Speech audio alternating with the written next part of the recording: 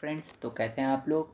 तो जैसा कि आप अपनी स्क्रीन पे देख सकते हैं कि हम लोग बात करने वाले जनरल साइंस में जो मापक यंत्र होते हैं उनकी।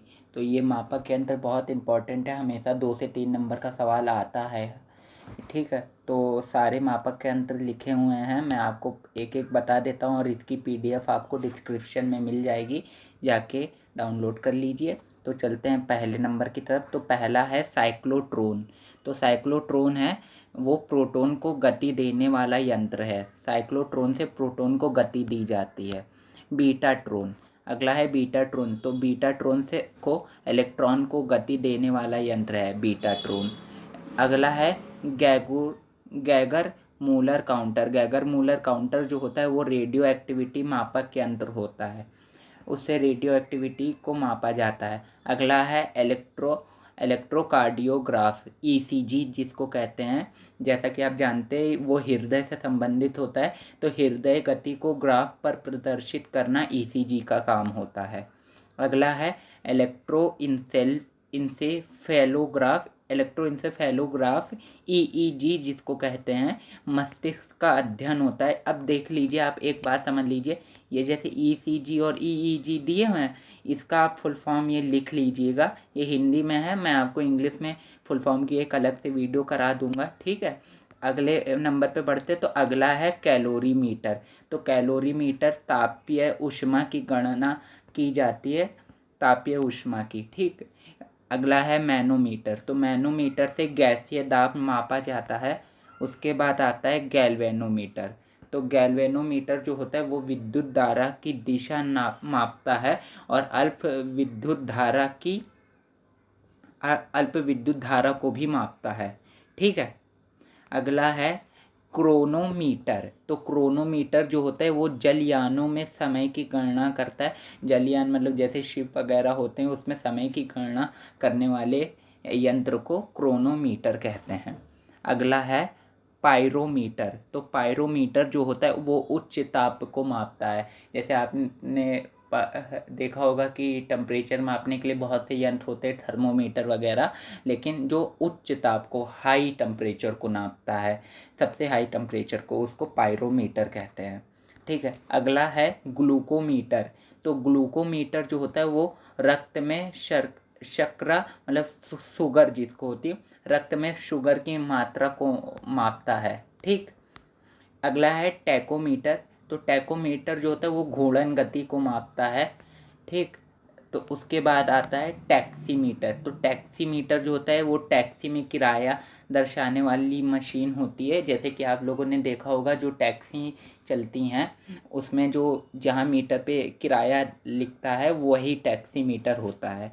वो उसका मतलब कितना किराया हुआ ये बताने में यूज़ होता है। उसके बाद है एरोमीटर। एरोमीटर क्या होता है?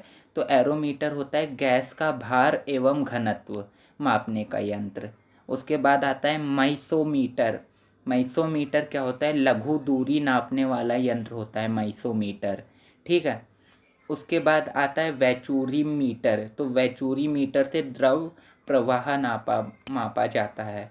उसके बाद बढ़ें तो अगला आता है सिपगोनोमीटर। सिपगोन बोल नहीं पा रहे, सॉरी। सिपगोमोमैनोमीटर, उससे रक्तदाब मापा जाता है। तो अगला है हाइग्रोमीटर। तो हाइग्रोमीटर से वायु की आर्द्रता मापी जाती है। हाइग्रोमीटर से वायु की आर्द्रता मापी जाती है। उसके बाद आता है ग्रेविमीटर। तो ग्रेविमीटर जो होता है उसमें जल में उपस्थित तेल का पता लगाने वाला यंत्र होता है। तो ग्रेविमीटर से जल में उपस्थित तेल का पता लगाने वाला यंत्र होता है, याद रखिएगा। उसके बाद आता है रेन गॉज। ये आपने कई बार पढ़ा होगा पहले भी। रेन गॉज जो होता है वो वर्षा की मात्रा मापता है, बारिश की मात्रा मापता है। उसके बाद आता है सेलेनोमीटर। तो सेलेनोमीटर से जल की लवणता मापी जाती है, ठीक। एमीटर, जैसा कि आपको पता है एमीटर से करंट मापा जाता है, विद्युत धारा।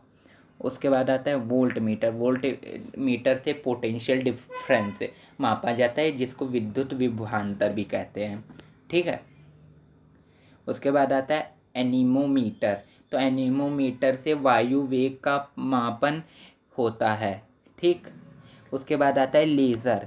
तो लेज़र जो होता है वो पदार्थों को काटने पिघलने में होता है, उपयोग किया जाता है। ठीक, उसके बाद आता है मेसर। तो मेसर जो होता है इसका प्रयोग रेडार में किया जाता है। ठीक, उसके बाद रेडार। तो रेडार क्या होता है, वो होता है, रेडार का फुल फॉर्म देखिए लिखा हुआ है, आप लोग नोट कर लीजिए। रेडार का full form radio detection and ragging. हाँ, ठीक है, तो ये फुल फॉर्म आप नोट कर लीजिए।